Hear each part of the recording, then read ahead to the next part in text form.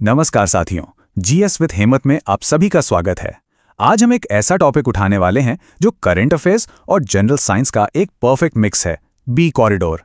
चलिए आज इसको इस तरह से डिकोड करते हैं कि एग्जाम में यहां से कोई भी सवाल आए वो आपसे छूटना नहीं चाहिए। तो सवाल ये है कि आखिर ये बी कॉरिडोर है क्या, और हमारे लिए मतलब एसएससी के एग्जाम के लिए ये सवालों का खजाना क्यों है। देखिए, ये सिर्फ एक सरकारी योजना नहीं है। इसके पीछे जनरल साइंस के वो मजबूत कॉन्सेप्ट्स हैं जो एसएससी बार बार पूछता है। तो चलिए इस टॉपिक की गहराई में उतरते हैं। सबसे पहले बात करते हैं बी कॉरिडोर प्रोजेक्ट की और समझते हैं कि भारत की ये पहल असल में है क्या। सबसे पहले इसकी परिभाषा को एकदम साफ साफ समझना है।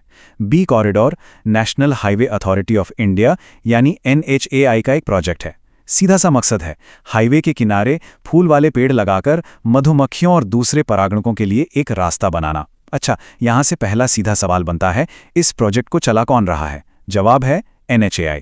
इसे दिमाग में बैठा लीजिए। अब सवाल उठता है कि भाई इसकी जरूरत ही क्यों पड़ी? इसके 3 मुख्य उद्देश्य हैं। पहला, जो हमारा इकोसिस्टम गड़बड़ा गया है उसे बैलेंस करना। दूसरा, जो हमारे पॉलिनेटर्स यानी परागणक हैं उनकी आबादी जो घट रही है उसे फिर से बढ़ाना। और तीसरा, नेशनल हाईवे के किनारे बायोडाइवर्सिटी यानी जैव विविधता को बढ़ाना। अब इस पूरे प्रोजेक्ट का जो साइंटिफिक आधार है वो है पॉलिनेशन यानी परागण। तो चलिए अब इसके पीछे के साइंस को समझते हैं, क्योंकि असली सवाल यहीं से निकल कर आते हैं। तो परागण या पॉलिनेशन होता क्या है? एकदम आसान भाषा में समझें तो ये एक फूल के मेल पार्ट जिसे एंथर कहते हैं से पॉलन ग्रेन्स का फीमेल पार्ट जिसे स्टिग्मा कहते हैं तक पहुंचना है। बस यही प्रोसेस पॉलिनेशन है। इसी से पौधों में फर्टिलाइजेशन शुरू होता है। अब ये जो पॉलन ग्रेन्स हैं ये खुद ब खुद तो उड़कर जाते नहीं, इन्हें ले जाने के लिए कुछ एजेंट्स की जरूरत होती है। ये 2 तरह के होते हैं। एक होते हैं बायोटिक यानी जिंदा एजेंट्स जैसे कीड़े, पक्षी, चमगादड़, और दूसरे होते हैं एबायोटिक यानी बेजान जैसे हवा और पानी। इन दोनों में क्या फर्क है और इनके एग्जाम्पल्स क्या है, ये जानना बहुत जरूरी है। अब इस स्लाइड पर तो स्टार मार्क लगा लीजिए। मैच द फॉलोइंग एसएससी का फेवरेट फॉर्मेट है। यहां अलग अलग एजेंट से होने वाले पॉलिनेशंस के साइंटिफिक नाम दिए हैं। जैसे कीड़ों से जो पॉलिनेशन होता है उसे कहते हैं एंटोमोफिली, पक्षियों से ऑर्निथोफिली और हवा से एनिमोफिली। ये टर्म्स सीधे सीधे एग्जाम में पूछे जाते हैं। और हां, जनरल साइंस के ऐसे ही सारे जरूरी कॉन्सेप्ट्स को अगर आसान भाषा में बिल्कुल एग्जाम के हिसाब से समझना है तो जीएस विद हेमंत चैनल को सब्सक्राइब जरूर कर लीजिए।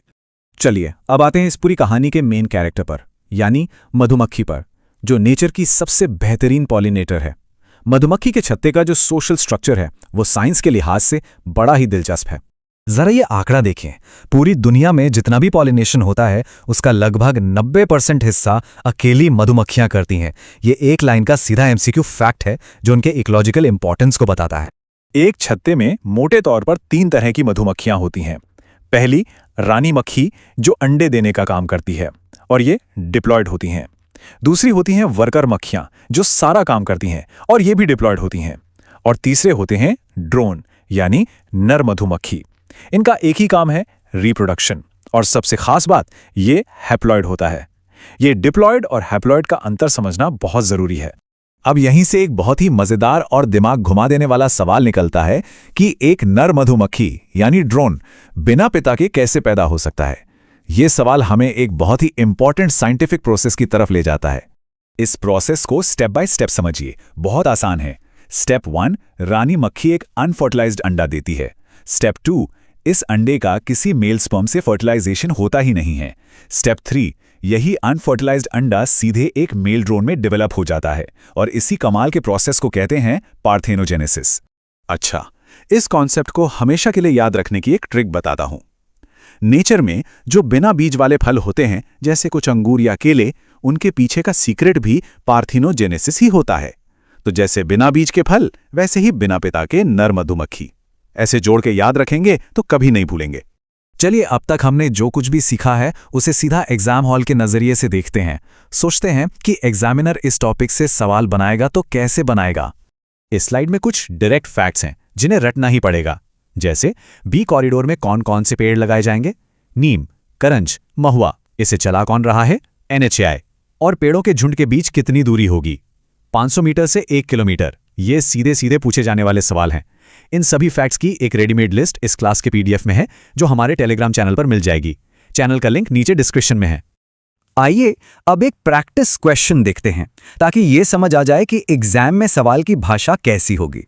सवाल है, एक अनफर्टिलाइज्ड अंडे से किसी जीव का विकास होना क्या कहलाता है? ऑप्शंस हैं ए अपोमिक्सिस, बी पॉलिनेशन, सी पार्थेनोजेनेसिस और डी पार्थेनोकार्पी। जैसा कि हमने अभी अभी डिटेल में डिस्कस किया, इसका सही जवाब है ऑप्शन सी पार्थेनोजेनेसिस। चलिए अब सब कुछ खत्म करने से पहले एक फटाफट रिवीजन करते हैं, वो 30 सेकंड वाला रिकैप, ताकि सारे की पॉइंट्स दिमाग में छप जाएं।